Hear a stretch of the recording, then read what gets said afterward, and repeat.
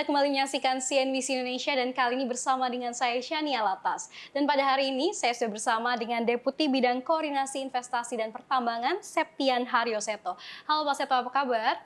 Baik, Mbak Sania. Terima kasih waktunya CNBC Indonesia, Pak. Ya, Baik Pak, ini yang sedang ramai dibicarakan oleh masyarakat, begitu bahwa Starlink milik Elon Musk ini sedang seperti diberikan karpet merah oleh pemerintah, di mana sangat gampang sekali masuk ke pasar Indonesia dan juga untuk melakukan penetrasi pasar, termasuk seperti diberikan market. Ini bagaimana Pak sebetulnya, apa saja alasan pemerintah ini memberikan ruang yang sangat mudah bagi Starlink untuk masuk ke Indonesia? Silahkan Pak Seto. ya, terima kasih. Jadi sebenarnya kalau dibilang mereka mudah masuk Indonesia, sebenarnya nggak juga. Mereka mungkin kira-kira hampir 2,5 tahun ya mengurus izin-izinnya ya. Jadi memang prosesnya cukup panjang karena jelas permintaan dari pemerintah adalah kalau mereka mau beroperasi di Indonesia, mereka harus mengikuti seluruh ketentuan regulasi yang ada di Indonesia, termasuk juga memperoleh seluruh perizinan yang ada. Jadi saya kira kalau pemerintah memberikan karpet merah atau apapun yang lain, saya kira nggak benar ya persepsi seperti itu. Karena saya tahu sendiri mereka mengurus ini mungkin udah hampir 2,5 tahun ya. Dan itu bukan proses yang mudah gitu. Memang kira-kira dalam 8 bulan terakhir lah mereka baru membuat progres yang kita lihat juga cukup signifikan ya. Jadi sebenarnya tadi sekali lagi kalau dibilang karpet merah kan enggak gitu ya. Prinsipnya kan kalau dari kita tentunya kita tidak boleh memberikan diskriminasi ya. Intinya kalau perusahaan-perusahaan itu mau beroperasi di Indonesia, ya mereka harus mengikuti ketentuan dan regulasi yang ada di Indonesia. Jadi sekali lagi saya perlu sampaikan ya kalau dibilang diberikan karpet merah spesial enggak juga sih. Enggak benar juga gitu. Namun pemerintah kan melihat bahwa manfaat dari Starlink ini akan cukup signifikan ya buat Indonesia ya. Jadi kan kita tahu Indonesia dengan wilayah kepulauan yang sangat besar ya, tentunya masalah konektivitas dan jaringan internet ini akan menjadi satu yang sangat krusial gitu. Bagaimana menjangkau pulau-pulau, bagaimana menjangkau tempat-tempat yang terpencil gitu ya. Even mungkin di Jawa aja banyak, mungkin di daerah-daerah yang saya ambil contohnya di daerah-daerah di selatan Jawa gitu ya, yang mungkin jangkauan dan akses internetnya juga belum memadai. Saya kira fungsinya Starlink akan bermain di pasar-pasar yang seperti itu ya. Oke, tadi Bapak sampaikan bahwa Starlink ini tidak serta-merta dengan gampangnya begitu, sudah 2 tahun sebelumnya sudah melakukan perizinan dan segala macam.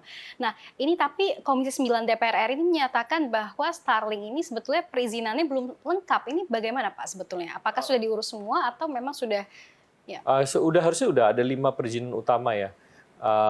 Termasuk soal Jartub, ISP, apa segala macam, mereka sudah mengurus. Bahkan mereka juga harus melalui uji layak operasi ya, ULO ya. Jadi saya kira itu sudah dilalui semua dan nggak mungkin kalau misalnya mereka nggak ngelewatin atau memperoleh izin-izin ini kita pemerintah memberikan izin untuk mereka beroperasi di Indonesia ya. Jadi saya kira kalau perizinan insya Allah sih waktu itu kita dengan Kominfo benar-benar memastikan bahwa mereka harus memenuhi perizinan yang diperlukan untuk mereka beroperasi di Indonesia. Baik, tapi untuk kantor sendiri setahu saya dan juga kami para rekan-rekan media ini Starlink belum memiliki kantor di Indonesia. Ini mungkin boleh diperjelas. Iya, udah ada, harusnya mereka udah ada. Jadi itu salah satu persyaratan ya, kantor, NOC gitu ya. Itu mereka harus karena waktu kita melakukan uji layak operasi kan itu termasuk salah satu yang dilihat ya, terutama untuk infrastrukturnya mereka. Jadi termasuk kewajiban mereka untuk membayar pajak, PNBP segala macam ya sama dengan pemain yang lain. Oke, Jadi kalau untuk itu ya tidak ada perbedaan lah. Tidak ada keistimewaan tertentu dalam hal pajak begitu ya Pak ya? Ya kalau mereka nanti nggak mematuhi di kemudian hari ya pemerintah bisa menghentikan izin untuk mereka beroperasi. Oke, baik. Lalu bagaimana tanggapan Anda terkait dengan adanya semacam predatory pricing terhadap Starlink, bahwa Starlink baru masuk pasar Indonesia, lalu masuk menyasar retail Indonesia begitu, ke konsumen secara langsung B2C selain dengan B2B dengan Telkom, ini memberikan diskon sebesar 40%. Ini bagaimana tanggapan Anda? Ya sebenarnya sih saya nggak begitu sepakat ya kalau digunakan terminologi predatory pricing ya. Kan itu jelas ya. Kalau untuk diskon 40% kan saya kira ada promosinya, dan Starlink juga sudah menyampaikan kapan kira-kira ini akan selesai ya. Jadi ya menurut saya itu lebih sebagai biaya marketingnya mereka gitu. Yang kedua yang perlu kita lihat juga tarifnya Starlink di Indonesia, saya kira kalau dibandingkan dengan Amerika memang jelas kita lebih murah ya. Tapi kalau dibandingkan dengan negara-negara sekitar kita, Malaysia, Filipina gitu ya, saya kira nggak berbeda jauh. Jadi mereka juga menyesuaikan dengan daya beli yang ada di negara di mana mereka akan beroperasi gitu.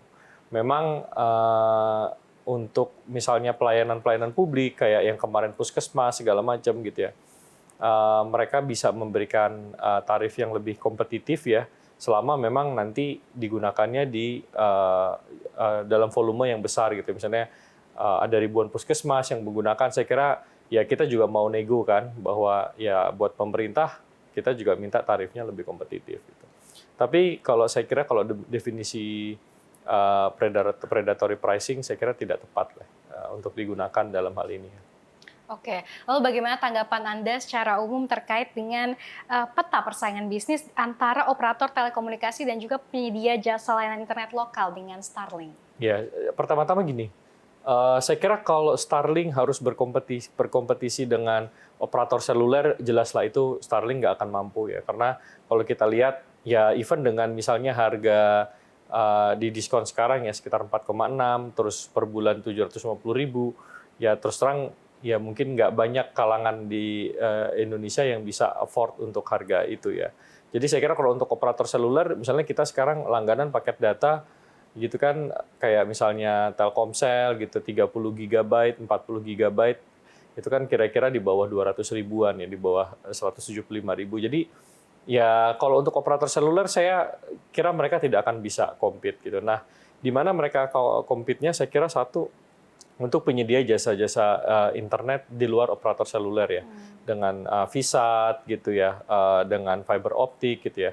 Tapi kalau kita lihat secara teoritis sebenarnya kalau fiber optik harusnya lebih cepat kecepatannya dibandingkan dengan yang satelit gitu kan.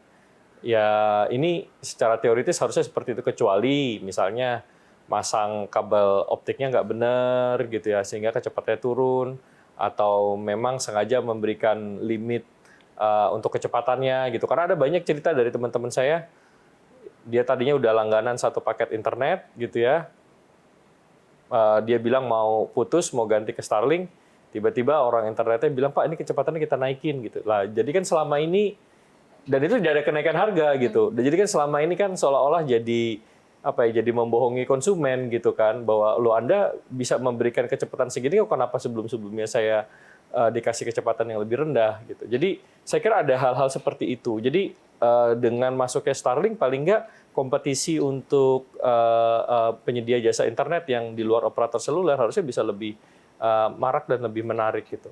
Nah, tapi kalaupun seperti itu, saya lihat untuk di kota-kota besar harusnya ya yang mereka yang menggunakan fiber optik gitu ya, operator seluler itu ya tidak akan kalah lah dengan Starlink ya. Tadi karena selain faktor harga, apalagi kalau nanti udah balik normal 8 juta segala macam, itu kan bukan harga yang murah ya untuk kebanyakan masyarakat di Indonesia gitu. Nah, bagaimana peran Starlink-nya? Jadi saya kira kalau kita lihat untuk daerah-daerah yang terpencil, daerah-daerah 3T ataupun daerah-daerah yang akses internet itu udah ada tapi belum memadai gitu ya. Misalnya untuk wilayah-wilayah pertambangan yang jauh dari pusat kota segala macam, ya saya kira Starlink bisa digunakan di sini gitu ya. Ada beberapa cerita dari teman saya, misalnya mereka beli Starlink, mereka kirim ke sekolah-sekolah, beberapa sekolah-sekolah terpencil di NTT gitu ya, di Kalimantan gitu, yang orang itu anak sekolahnya harus jalan 1,5 jam gitu untuk menuju ke sekolahnya segala macam. Jadi dan itu bisa dapat kecepatan dengan seperti yang dijanjikan Starlink 250 Mbps gitu. Dan kalau seperti itu kan tentunya ini manfaatnya sangat besar ya. Jadi kalau kita bisa dorong seperti ini, kita kombinasikan seperti ini, ya kalau menurut saya kayak kasus-kasus BTS yang korupsi kemarin tidak perlu terjadi. Dan itu bisa dibayangkan berapa savingnya pemerintah untuk hal seperti itu ya. Jadi saya kira ini opsi ya. Jadi opsi apa yang pemerintah berikan itu adalah pilihan buat masyarakat gitu. Pemerintah nggak memaksa bahwa harus pakai Starlink, ini nggak. Tapi itu adalah pilihan buat masyarakat untuk memilih gitu. Dan saya kira dengan adanya Starlink kemarin waktu diuji coba di satu puskesmas ya di Kepulauan Aru bisa berjalan dengan baik kecepatannya, kan bisa dibayangkan manfaatnya ya. Kalau puskesmas-puskesmas di wilayah terpencil itu bisa diberikan akses internet, artinya nanti pelayanan kesehatan, kalau misalnya ada pemeriksaan yang butuh dengan dokter yang lebih spesialis, segala macam bisa dilakukan gitu ya. Atau nanti pemeriksaannya melalui jarak jauh itu bisa dilakukan dengan kecepatan internet yang diberikan oleh Starlink. Jadi ya kita juga harus balance melihat bahwa ini manfaatnya juga banyak kok yang bisa diberikan untuk masyarakat Indonesia, terutama tadi ya di wilayah-wilayah yang terpencil. Jadi ya saya kira ini opsi. Pemerintah memberikan kesempatan buat Starlink masuk, tentunya harapannya pelayanan masyarakat bisa lebih baik, either karena Starlink bisa melayani daerah-daerah terpencil atau tadi bisa mendorong perusahaan-perusahaan internet yang lain untuk memberikan pelayanan yang lebih baik gitu kan. Baik, berarti memang semangat utama pemerintah menghadirkan Starlink ke Indonesia adalah untuk agar menjangkau bidang pendidikan, utamanya sekolah-sekolah dan juga puskesmas, di mana kita tahu sekarang ada 700 puskesmas yang belum memiliki akses internet yang baik begitu ya di seluruh wilayah Indonesia. Jadi awalnya adalah itu semangat pemerintah menghadirkan Starlink, utamanya di daerah 3T tadi, terpencil, terluar, dan tertinggal. Namun kalau kita lihat hal tersebut, kira-kira apa saja sebetulnya tantangan yang dihadapi oleh Starlink dan juga operator lokal dalam mengembangkan pasarnya di Indonesia? Ya memang kan gini ya, teknologi low Earth orbit dari Starlink ini kan sebenarnya cukup inovatif ya. Jadi Mbak kalau kita lihat udah banyak beberapa perusahaan-perusahaan besar yang mencoba mengembangkan teknologi low Earth orbit ini, tapi kan belum berhasil ya. Saya dulu ingat ada Google Loon gitu ya dengan balon udara gitu ya, ada beberapa yang lain gitu. Tapi terus terang baru Starlink yang berhasil ya untuk mengembangkan teknologi ini. Jadi kalau kita bayangkan dengan teknologi low Earth orbit kan satelitnya itu kira-kira 550 km ya. Dibandingkan mungkin dengan satelit internet yang biasa yang kita miliki itu kan jauh lebih ini ya, jauh lebih tinggi ya. Jadi dengan teknologi low Earth orbit ini karena dia jaraknya lebih pendek ke bumi, otomatis dia bisa memberikan layanan internet yang lebih bagus dibandingkan dengan misalnya dengan satelit yang besar itu kan bisa puluhan ribu kilometer ya. Jadi ya memang ini salah satu keunggulannya Starlink. Tapi saya lihat Starlink ini bisa melakukan hal itu karena dia didorong oleh SpaceX gitu ya. Jadi bagaimana dia bisa meluncurkan satelit dengan harga yang sangat kompetitif. Itulah kemudian saya lihat menjadi kunci keberhasilan dari Starlink ya. Kalau dulu mungkin kita perlu bayar kira-kira mungkin $200.000 per kilogram gitu ya untuk membawa satelit sampai di orbitnya.